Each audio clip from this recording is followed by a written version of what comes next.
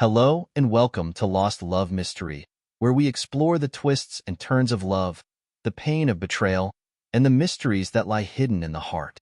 The story begins with a simple question over dinner. Did you remember to pay the credit card bill? What should have been an ordinary exchange between a couple quickly escalates into an argument that reveals deeper issues simmering beneath the surface. The wife reacts defensively, accusing her husband of micromanaging her and making her feel like a puppet. The husband, taken aback, insists he was merely checking to ensure the bill was paid. However, her reaction and the intensity of her emotions make him question if he has indeed been too controlling. That night, the tension lingers. As they lay in bed, the husband replays the conversation, unable to shake the feeling that she might be right.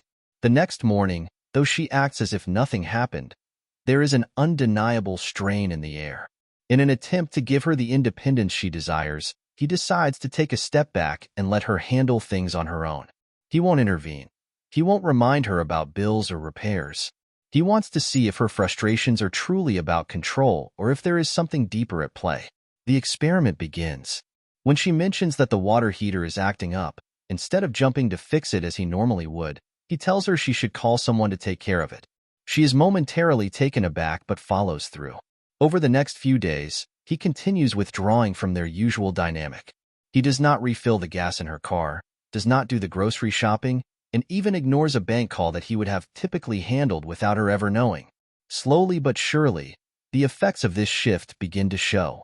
She notices the gaps left behind, the tasks that are now her responsibility. At first, she takes them on, but as the days progress, frustration creeps in. She starts making pointed comments, clearly struggling with the new arrangement, yet refusing to admit it outright. The husband watches, silently keeping score of her missteps, waiting to see if she will acknowledge how much he has been managing all along. However, rather than feeling satisfied, he begins to feel hollow.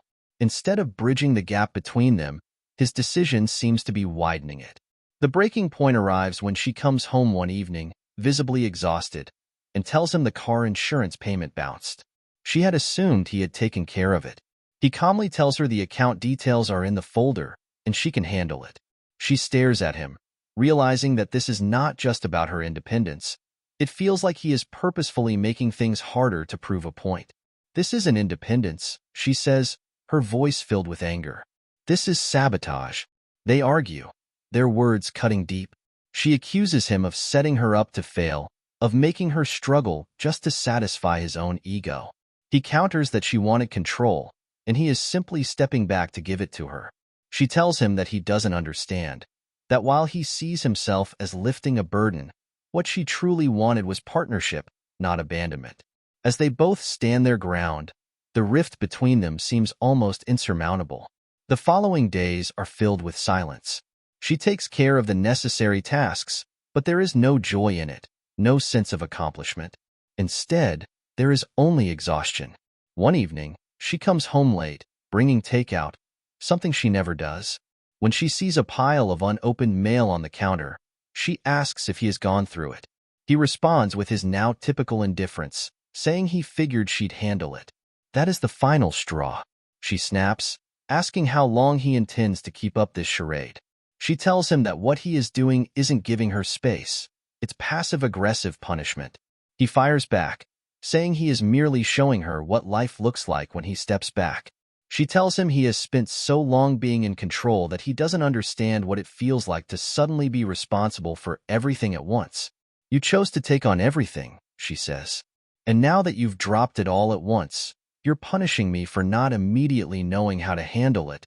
For the first time, her words hit him differently. Has he really been proving a point? Or has he been setting her up to fail? He thought he was teaching her something, but in reality, they were both losing. That night, as he sits alone in the living room, he wonders if they have reached a breaking point they can't come back from. As he reflects, he starts to see how much of their relationship had functioned on silent assumptions. He had assumed she wanted him to manage things, while she had assumed he did so because he didn't trust her to. They had never openly discussed the dynamics of their relationship, and now those unspoken understandings had turned into weapons in their fight. The next morning, the house is eerily quiet. She has left for work without waking him. As he walks into the kitchen, he notices a stack of papers on the table, bills, account statements, household responsibilities, and a sticky note on top. Can we go through these together tonight? It isn't an apology, but it isn't defiance either. It is an invitation. That evening, when she comes home, she hesitates before sitting down at the table. He is already there, waiting. She doesn't say anything at first, just watches him. When she finally speaks, her voice is softer. Thank you for sitting down with me. They begin sorting through the bills together, dividing tasks. At first, the conversation is purely logistical, due dates, payments, account details. But as the night progresses, the tone shifts. She admits that she never realized how much he was doing behind the scenes. He acknowledges that he never realized how much his way of managing things had made her feel powerless. I never wanted you to feel like you had to do everything, she says. And I never wanted you to feel like you didn't have a say in anything, he replies. They begin to negotiate a new balance, recognizing that control and responsibility should be shared, not hoarded or weaponized. The tension between them eases, replaced by something they hadn't felt in weeks, understanding. As they finish, she reaches for his hand, a small but significant gesture. I don't want to keep fighting like this. Neither do I, he admits. That night, as they go to bed, the house feels different. The silence is no longer heavy with resentment. Instead, it is the kind of silence that comes when two people are finally ready to listen to each other again. It isn't a perfect resolution, but it is a start. One that gives them hope that maybe, just maybe, they can find their way back to each other. The next morning, the house is quiet, almost unnaturally so. She has already left for work, and he finds himself alone with his thoughts. As he enters the kitchen, his eyes land on a stack of papers on the table. Bills, account statements, reminders of responsibilities once shouldered without question. On top, a sticky note in her familiar handwriting. Can we go through these together tonight?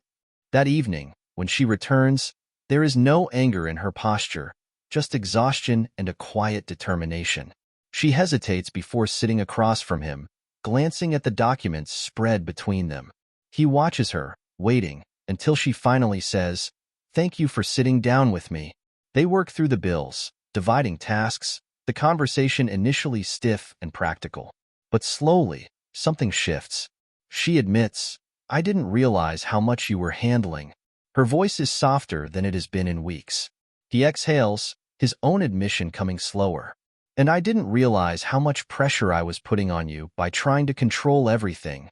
Their eyes meet, and for the first time in what feels like forever, there is understanding rather than blame. I never wanted you to feel like you had to do everything, she says. And I never wanted you to feel like you didn't have a voice, he replies. They acknowledge their missteps, their misplaced resentments. It is not an easy conversation, but it is an honest one. The weight of weeks of silent battles begins to lift. She reaches for his hand, and he lets her. I don't want to keep fighting like this, she whispers. Neither do I, he admits. As the conversation continues, they start unraveling the deeper issues that led to this breaking point. He confesses that his control was not about mistrust, but about a deep-seated need to ensure everything runs smoothly, fearing what would happen if he let go. She admits that her frustration wasn't about wanting to handle everything alone, but about wanting to be seen as an equal partner, to have her voice matter in the decisions they made together. They begin to negotiate a balance, identifying responsibilities each of them will take on, not out of obligation, but out of a shared commitment to their relationship. The small, practical agreements feel like progress, but the real breakthrough comes when they start reflecting on their past, acknowledging the unspoken burdens they had been carrying for years. He apologizes for his passive-aggressive withdrawal, realizing how it hurt her. She acknowledges that she could have communicated her feelings more constructively instead of letting resentment build. The rawness of their confessions creates a new foundation, one built on mutual respect rather than silent battles. That night, they sit side by side, sipping tea in the quiet comfort of their home. The silence between them feels different now, not strained, but understanding. They know they are not fully healed, but they are willing to try. As they turn off the lights and head to bed, for the first time in weeks, they don't feel like adversaries. They feel like partners trying to find their way back to each other, step by step. Over the next few days, they work on establishing their new approach to responsibilities.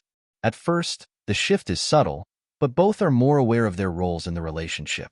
He resists the urge to automatically take charge, and she makes a conscious effort to step up.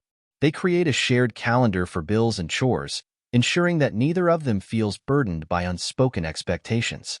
One evening, as they prepare dinner together, he notices the way she moves with more ease. There is no longer an undercurrent of frustration in her body language. As they sit down to eat, he asks, "How was your day?" She smiles, a genuine expression, and tells him about work, about a funny moment with a coworker. It is a simple exchange, but it feels significant. They are rebuilding, not just through logistics, but through the small moments that make up a relationship. He starts noticing the little things she does that he had taken for granted before. The way she organizes their mail, the way she always makes sure there are fresh groceries in the fridge. In turn, she begins to appreciate his efforts more openly, acknowledging his contributions without feeling like she is relinquishing control. One evening, she finds him fixing the water heater, something she would have expected him to leave for her before their conversation. She watches for a moment before asking, "Need help?" He looks up, surprised, and then nods. "Yeah, actually, can you hold the flashlight?" She steps in beside him, and for the first time in a long time, they work together without tension. Their relationship is not perfect, and there are still moments of frustration, but they are learning. When one of them starts slipping into old habits, the other gently reminds them of their new understanding. They catch themselves before resentment builds. A few weeks later, as they sit together on the couch, she leans against him, her head resting on his shoulder. "I feel like we're getting better at this," she says. He nods, his arm wrapping around her. "We are."